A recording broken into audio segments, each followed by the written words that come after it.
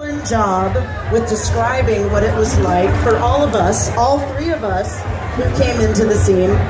And why don't you go ahead and talk about some of your process? Yeah, hi, I'm Jack. Welcome. Good to be here. Glad to be here. Thank you. Yeah, I was stoked to be asked to do this because, as was just said, like Orange County kind of got blamed for ruining punk rock for everyone.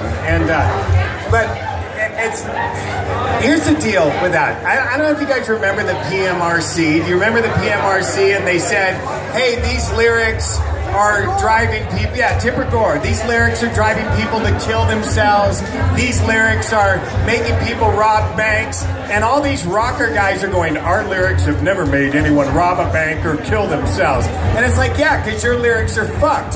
But the bottom line was the stuff that I grew up on, growing up on stuff like X and The Damned and Sham and a lot of this real anarchist, hey Dan, what's going on? A lot of this real anarchist protest music was totally true and righteous and got in my heart. It's like, we quote people every day. We quote Thomas Jefferson, we quote Plato, we quote Socrates. It's like, and this is, I grew up, my writers just happen to have punk root music behind them. So as a kid, I'm hearing somebody say, fuck authority, fuck the police, do this, do that. And I'm like a little kid going, oh, this is the shit, and I'm in, you fuckers.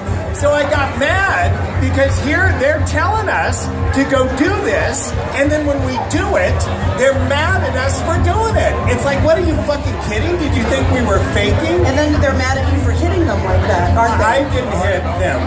And that was the other thing. The difference between growing up as a punk, and I don't want to sound like one of those guys going, when I was a punk, this was badass. Come on. And the difference between where we were growing up as punks is I never saw a transvestite till I was sleeping with one. You know what I mean? It's like this was a straight suburban neighborhood.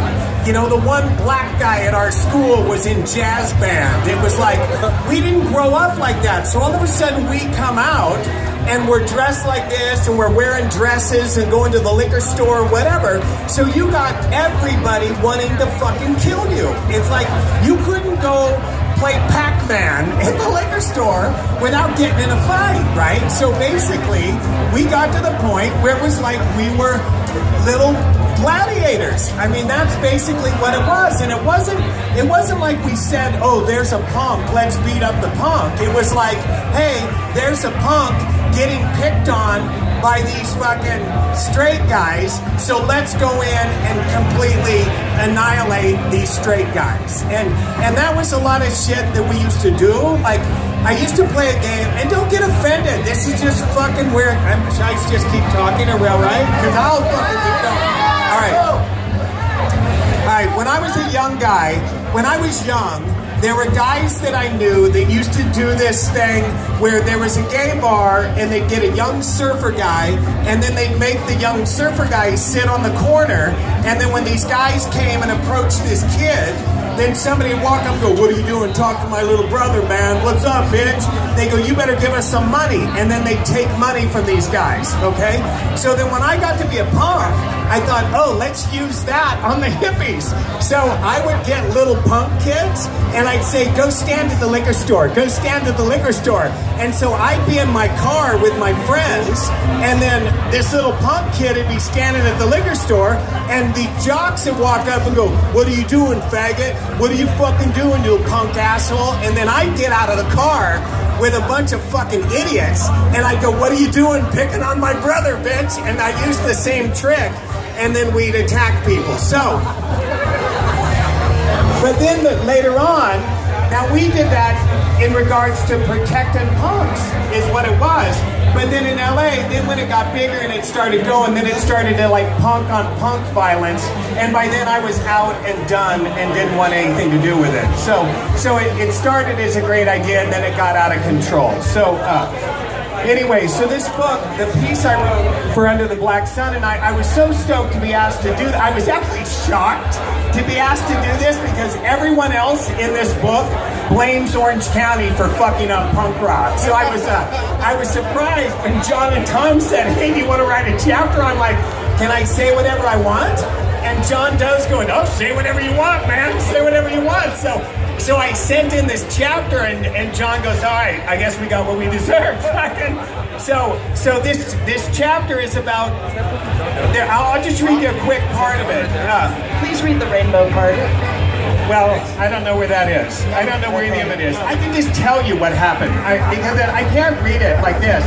But there's a part in the book where I was at a club, and the club was only there for 2 days. It was Soto Street. There were 2 nights of shows. There was Fear, I think, one night, and somebody else the next. No, the next night never happened, but the first night happened. And so I'm young and impressionable, right? And I'm talking to this dude, and he's like a good-looking. He almost looks like a model guy, right? He's wearing like a nice, like a sports leather jacket. It wasn't like a punk jacket. Like he's dressed like almost like a cocaine salesman, if you will. And I'm sitting there talking to him, and the police show up, and I get ready to leave because I still have that hippie mentality where it's like, hey, the police are here, it's time to go. So I start to leave, and the guy sees the cops, and he smiles, and he kicks this fence down and grabs this board from the fence, and it was like the fucking Warriors, the Wanderers, when the dad loses control, right? So I see this guy break off this piece of fence, and he looks at me and goes, come on, man, let's get him. And I'm like, oh, fuck yeah, I'm in. And I was stoked. It was the first time I ever saw that. And then what happened was, after that battle against the police, and the police in LA that time were really gnarly. I mean, you think they're fucked now? You should have seen them under Gates. It was like completely frightening, man. So we battled these guys, and then all these punks got mad because the next night's show didn't get to go down.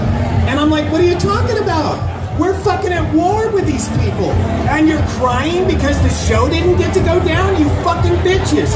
It reminded me about like a bunch of terrorists saying, oh, the USA just bombed our clubhouse. Oh, fuck. We can't put on our next planned attack. It's like, fuck, I was in 100%. It's like, why are you crying about the clubhouse being torn down? This is like a casualty of war. Fuck you. Why? So, whatever. So I got angry. All right, whatever. That's it. All right. Blah, blah, blah, blah, blah, blah, blah. And I lived at my mother's till I was 34 because I didn't know how to pay a fucking bill. So, Very good. Yes. Thank you. The only person that's lived at their mother's longer than me is Leonard. He's still from the Dickies. He's still there. Still there. He's still there. She's unfortunately not. Oh, I'm sorry. I didn't mean that. All right, I wasn't. No offense. So why don't we talk about the next steps for the book? Hopefully we'll sell a few today. No, we're going to